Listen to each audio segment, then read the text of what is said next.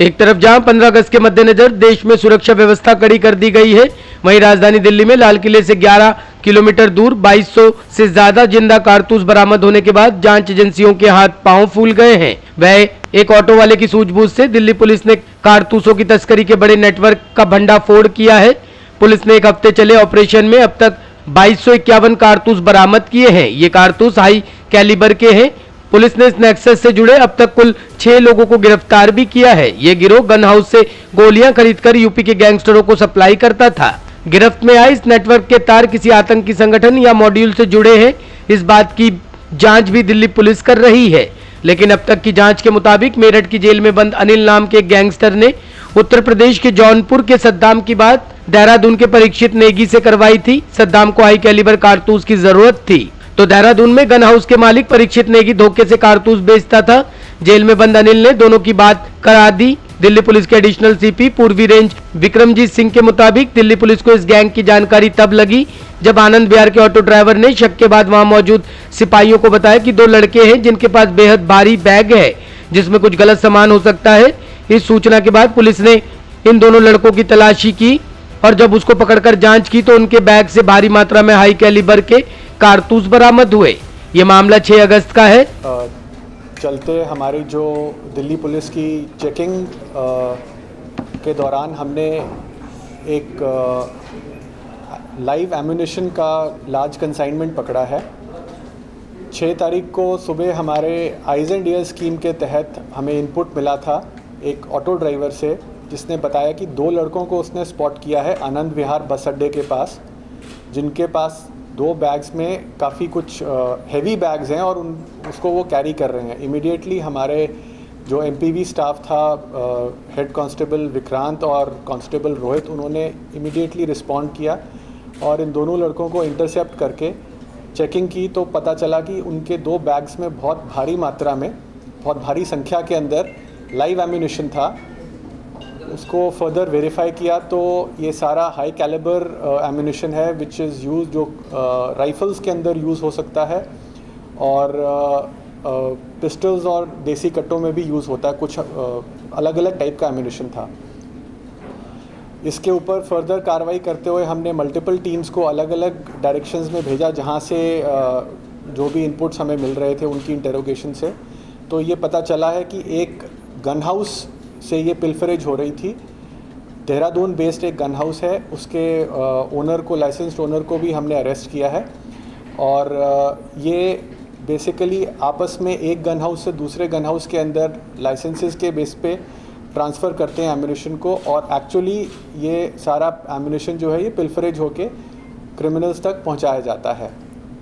इसके अंदर एक इनपुट ये भी मिला है कि एक मेरठ में जेल के अंदर एक कैदी के थ्रू नेटवर्क इस्टेब्लिश हुआ था, जहां से ये इन्फॉर्मेशन हमें मिली है और अभी तक इस पूरे सिलसिले में हमने 6 लोगों को अरेस्ट किया है।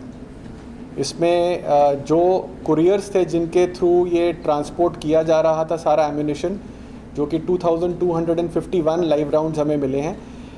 ये 2 लड़कों को अरेस्ट किया है हमने, राशिद और अजमल नाम के लड़के हैं। इन्होंने ये सोर्स किया था देहरादून के एक गन हाउस से, रॉयल गन हाउस नाम है गन हाउस का, और उसके मालिक का नाम है परीक्षित नेगी। फर्दर ये जौनपुर यूपी का एक रहने वाला लड़का हमने पकड़ा है जिसका नाम सद्दाम है और ये कंसाइनमेंट जो था ये इनिशियली अभी तक जो इंटेरोगेशन में पता चला है लखनऊ के लिए इंटेंडेड था। वहाँ से आगे कहाँ जाना था उसके ऊपर अभी हम फर्दर इन्वेस्टिगेशन कर रहे हैं।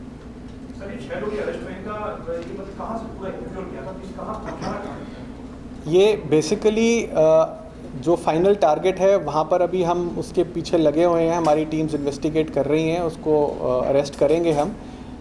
प्राइमा फेसाई अभी तो ये क्रिमिनल नेटवर्क का ही पार्ट लग रहा है, लेकिन अभी हमने टेरर एंगल को रूल आउट नहीं किया है क्योंकि आजकल टेररिस्ट्स और क्रिमिनल्स के जो बीच की लाइन है काफ़ी ब्लर हो रखी है, बट प्राइमा फेसाई ये क्रिमिनल नेटवर्क का ही पार्ट लग रहा है। क्या ये फर्स्ट टाइमर है या पहले भी इन्होंने कोई ऐसी वारदातें की हुई? ये जो 2 लड़के जिनको हमने इनिशियली अरेस्ट किया था उनके इंटेरोगेशन पे ये पता चला है कि इन्होंने करीब 4-5 बार ये पहले इसी गन हाउस से सोर्स कर चुके हैं।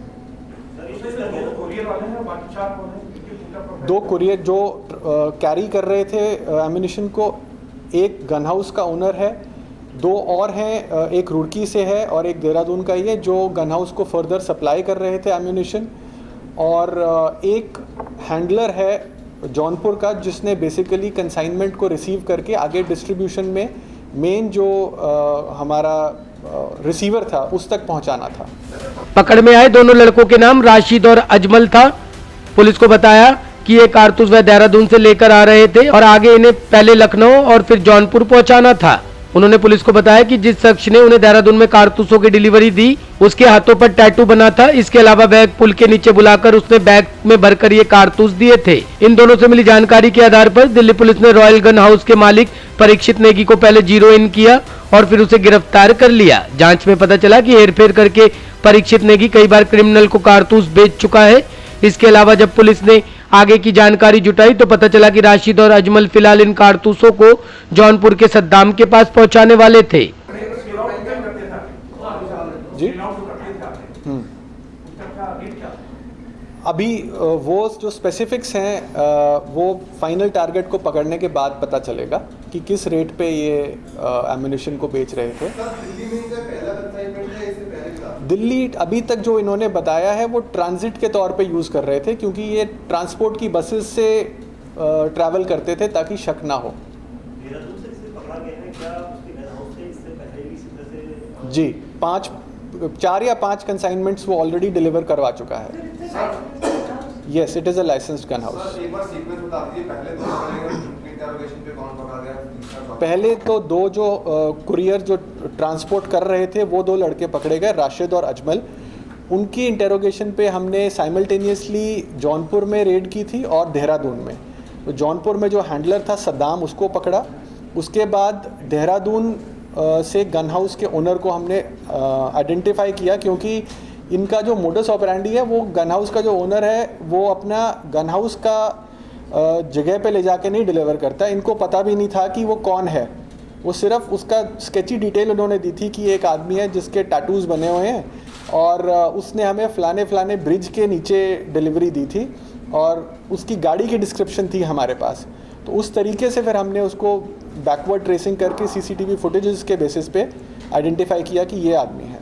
सर ये 6 लोग जो गिरफ्तार हुए हैं, क्या इनका प्रोफाइल अब से पहले का आपराधिक इतिहास है? क्या उत्तराखंड या उत्तर प्रदेश जो मेन टारगेट हमारा है उसके ऊपर काफ़ी केसेस हैं, यूपी में भी और बिहार में भी, लेकिन इन बाकी लोगों को जिनको अभी तक हमने अरेस्ट किया उनके ऊपर अभी तक प्राइमा फेसाई कोई क्रिमिनल इन्वॉल्वमेंट नहीं है। आपने बताया कि जो मेन है वो जेल के अंदर बैठा हुआ, मेरठ की जेल में। जो मेन रिसीवर होना था जिसके पास ये एक्चुअली जानी थी कंसाइनमेंट, उसका जो संपर्क था वो एक मेरठ की जेल में क्रिमिनल के साथ था। उसने बताया कि आप ये कंसाइनमेंट रॉयल गन हाउस से परचेज कर सकते हो, वो मेरा जानकार आदमी है। वो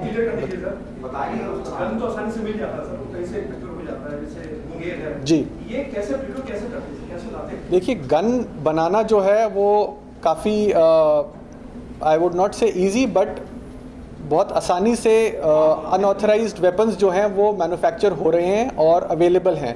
लेकिन एम्यूनिशन जो है वो एक ऑथराइज्ड फैक्ट्री के अंदर ही बन सकता है, बिकॉज उसके अंदर बहुत हाईली वॉलेटाइल केमिकल्स यूज़ होते हैं, तो वो घर घर में नहीं बन सकता। जो देसी कंट्री मेड पिस्टल्स हैं, कट्टे हैं, वो आपको बहुत सारे बिहार में, यूपी में, मध्य प्रदेश में ऐसे कई गांव हैं जहां पर आपको बहुत सारे मिल जाएंगे। लेकिन एम्यूनिशन एक जेन्युइन फैक्ट्री के अंदर ही प्रोड्यूस हो सकता है, because it involves highly volatile and explosive compounds and chemicals like mercury, फल्मिनेट। तो वो आप एज अ कॉटेज इंडस्ट्री उसको नहीं कर सकते, it has to be from a genuine source.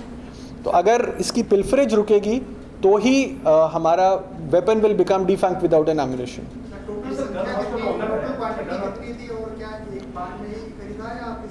अभी तो एक कंसाइनमेंट 2251 राउंड्स हमें लाइव राउंड्स मिले, अलग अलग कैलिबर के। इसमें कुछ बहुत हाई कैलिबर राउंड्स हैं, हॉलो पॉइंट बुलेट्स हैं, लेकिन जो बताया है इनिशियल इन्वेस्टिगेशन में, इंटेरोगेशन में, वो करीब 4-5 पहले कंसाइनमेंट्स डिलीवर कर चुके हैं। तो सर ये जो जेल में बंद था वो जो रिसीवर है और गन हाउस, इनके बीच की कड़ी वही था? कॉन्टैक्ट इस्टेब्लिश करवाने के लिए। क्या नाम है सर उसका और उसका बैकग्राउंड क्या है? उसका नाम अनिल है और फर्दर डिटेल्स हम इन्वेस्टिगेशन में वेरीफाई करने के बाद ही उसकी पुष्टि करेंगे। कहाँ बेचने जा रहे थे और कितने की इसका अमाउंट है, किस अमाउंट में बेचते हैं ये पूरा?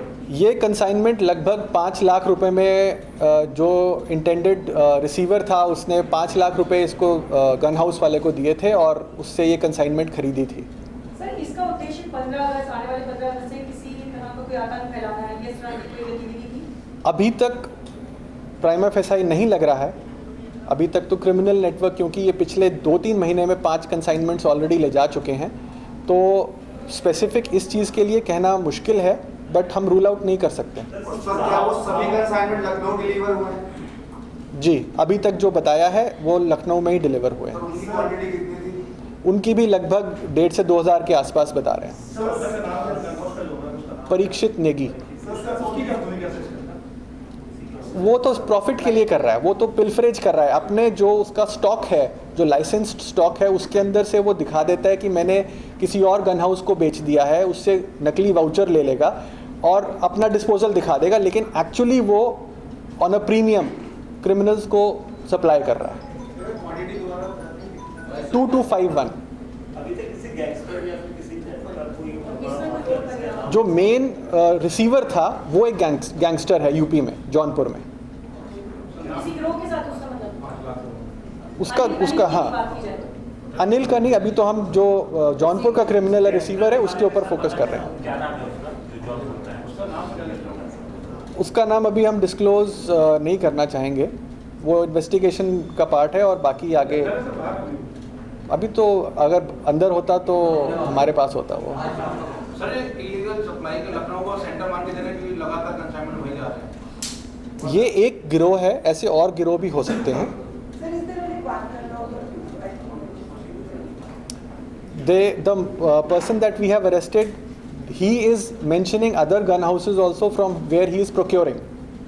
तो वो एक बार इस्टेब्लिश करना पड़ेगा on the basis of the audit that we will need to carry out कि उसके ऑफिशियली यस जी अभी रिमांड पे। पुलिस के मुताबिक परीक्षित नेगी कारतूस देते वक्त बड़ी सावधानी रखता था, लेकिन टैटू और कार के नंबर के जरिए पुलिस उस तक पहुंच गई। पुलिस का कहना है कि सद्दाम को आगे इन कारतूस और किसी बड़े गैंगस्टर को सप्लाई करना था, जो कि जौनपुर का रहने वाला है। पुलिस फिलहाल इस एंगल पर इस मामले की जांच आगे कर रही है। साथ ही पुलिस ये भी पता लगाने की कोशिश कर रही है कि क्या इस पूरे नेटवर्क का तार किसी आतंकी संगठन या फिर किसी बड़े गैंगस्टर से तो नहीं जुड़े हैं, क्योंकि 15 अगस्त से ठीक पहले इतनी बड़ी मात्रा में कारतूस की बरामदगी होने के बाद दिल्ली पुलिस और कई सुरक्षा एजेंसियां सतर्क हो चुकी है।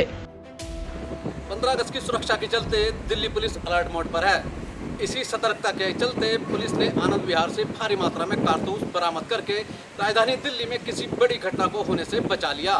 पुलिस की सतर्कता इसी का परिणाम है कि कारतूसों की इतनी बड़ी खेप पुलिस के इतिहास की सबसे बड़ी बरामदगी है। कैमरामैन हेमंत के साथ Rakesh Rawat, top stories, Delhi. Top story bureau के लिए दिल्ली से राकेश रावत की रिपोर्ट।